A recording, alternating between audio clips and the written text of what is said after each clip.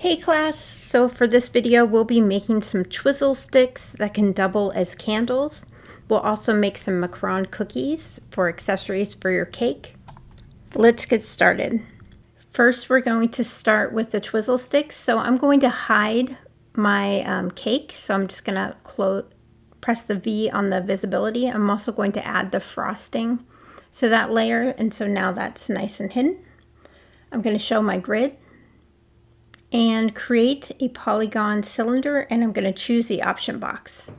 For these options, I'm going to use 8 axis divisions and only 1 cap division. I'm going to scale it up, and once I have it approximately right, I'm going to use that 2 axis scale, the floating square. I can see in my channel box layer editor that I'm close to 0.5 and 8, so I'm just going to go with that for now. Use my selection tool, and now I'm going to add some divisions so that I can twist this little cylinder here. So I could add divisions by using my multi-cut tool and holding down Control and then just clicking along, but there's a better tool for this, and it's called Connect.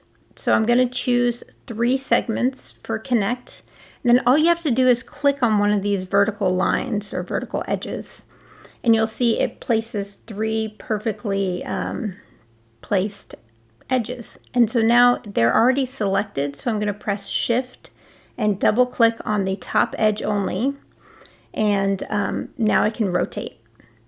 So one big tip is if you hold down J while you're rotating, it snaps to 15-degree increments. So I'm going to hold down J, click and drag 3 times, 3 clicks. And then here I'm pressing Control and clicking and dragging to deselect the edge that's at the bottom. So Control, click and drag, and then J and 3 clicks. All right, so now we have a kind of candy cane looking twizzle stick. I'm just going to add some holding edges to the top by pressing Control and clicking the top and the bottoms with the multi-cut tool. And so now if I press 3, that will give me a nice smooth, either a candle or this could be like one of those straight candy cane twizzle sticks. So I want to add a new material to this object, so I'm going to select it by object, right click, assign a new material. We're using Lambert because we don't want shiny right now. I'm going to rename this light green because I know what color I want it to be. I'm going to double click on this option box, and I had selected and loaded an image with a color palette on it. Now notice that it doesn't quite select the color in my color palette correctly, so you may have to make some adjustments there. So now that I've got the base color for this, I want to make some color stripes.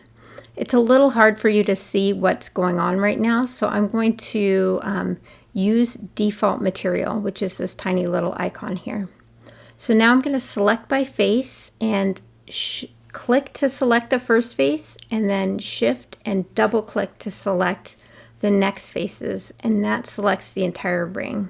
So hold down Shift, click on one face, and then double click the next face, and that will select the entire face loop, just like that. Right click, assign a new material, and I'm going to do another Lambert, and this time it'll be light pink. And again, I'm clicking on the image, but it's not quite where I want it to be, so I just made some adjustments to it. All right. So you can also just adjust in the RGB or HSV.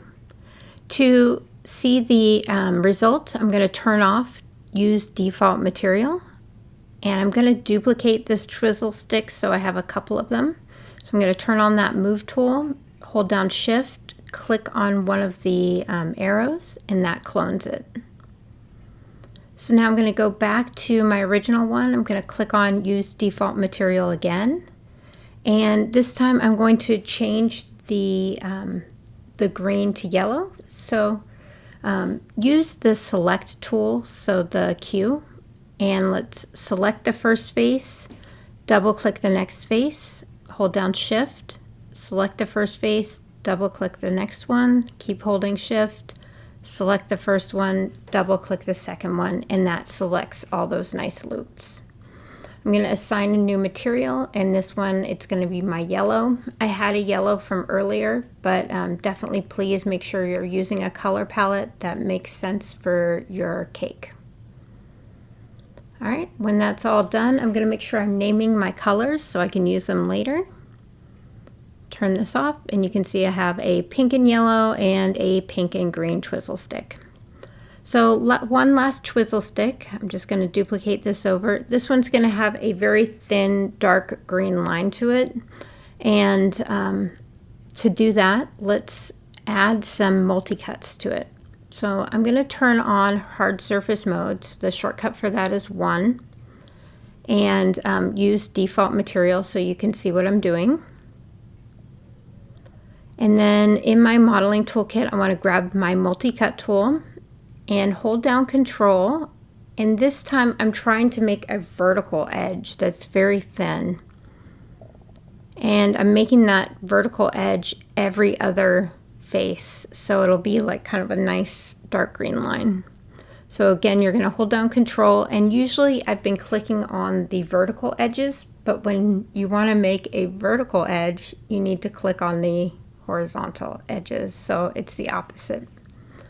Again, to select, we're going to click on one face, hold down Shift, and double click the next face. So Shift, click on one face, double click on the next one, Shift, click, and double click.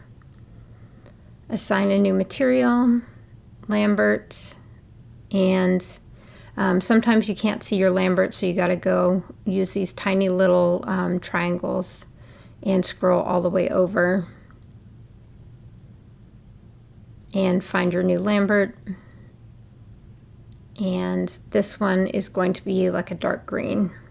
And again, when I'm clicking inside of the image in the attribute editor, it looks pretty good, but I'm not sure if it's really capturing the color that I want. So I'm just going to make some adjustments in the hue saturation value. And then turn off use default material. And you can see, voila, I have my twizzle stick. So I don't know if I mentioned it, but I did use this isolate select button earlier. Sometimes it's a quick way rather than putting objects on layers so that you can just look at one object at a time. I'm going to rename each of my models, especially once you get working in a studio and you're working with others. It's really important to have a good naming convention and identify all of the objects in your scene so other people can work on them. Last thing I'm going to do is create a polygon sphere, and this one I'm just going to have like 8 axis divisions, and this is going to become the flame for a candle if these are candles. I'm going to select by vertices and turn on soft selection. So finally a good use for soft selection, and I'm just going to kind of move and adjust some of these faces or some of these vertices. Now you can change the size of this soft selection by holding down the B key and clicking and dragging left and right. And that's going to be really useful for something like this where I'm just trying to make like a free-form flame. And then later on I'll put a point light inside of it and it'll look like it's glowing. So that'll be fun. And then you can just see how slow I am moving vertices. Sometimes I think my mouse is getting the best of me. There we go. But once I hit 3 to smooth this, it looks more like a flame. And scale down and up, just make something close. So again, use that move tool, shift and drag to make a duplicate. And each one can be slightly different. So use the move tool, W, and then shift to click and drag. And then I'm realizing these flames are pretty huge, so I'm just going to scale those down. And that's it for these flames. So I'm just going to make sure that they are named in the outliner. I think they're like flame 1, 2, and 3. And then we can start on the macaron cookie. All right, so I'm going to put all of these candles in a group. So that's under edit and group, and then just call them candles. And then let's add them to the channel box layer editor. All right, so now I can create a sphere, and this time it's going to have 12 axis divisions and axis height. And this will be our macaron cookie. So I'm going to select by faces and select like the top rows and the bottom rows, and just spin around, make sure that you've got everything, and then just squish them down. So these are the cookie parts, and then the center 2 rows are going to be the filling. So for those, I'm just selecting them with my select tool, which is Q, and then click and double click to make sure I get the entire row.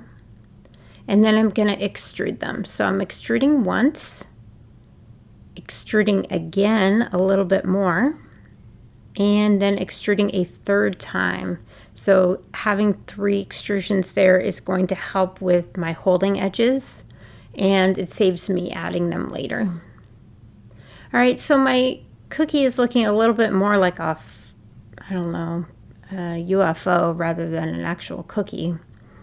So I'm going to select my middle faces and then hold down Shift and click and drag on the rest of them, and that reverses the selection. And then I just want to make these top edges a little wider. So I'm selecting by edge and double clicking these little rings, and then I'm scaling in 2 directions, just trying to make them a little bigger on top. And then once I do that, I decide that's a little too thick, so I'm just going to scale that down a little bit. So just play around with it. It doesn't have to be perfect. It's a cookie. But that's pretty close. And then I'm going to use my select tool again to select these 2 rings in the center and assign a new material, just like we've been doing. This one's going to be a Lambert. I had this orange color. Oh, but I've made a horrible mistake. I just tried to change my Lambert 1. So Lambert 1 is the material that's on everything by default, and you do not ever want to change its color, otherwise everything in your scene is going to be that color. So good mistake. You'll probably make it at some point, so it's good to know how to fix it. So basically just undo and change the right color. So now I'm just going to add a new material for the cookie, and almost done. So for this one, I'm just going to also use an orange, but I'm going to dial back the value and the saturation, so make it less saturated and a little lighter in value. And that's it. So make your accessories for your cake, and then the next part will be adding the frosting stars, and we're getting there with our cake. Thanks, and let me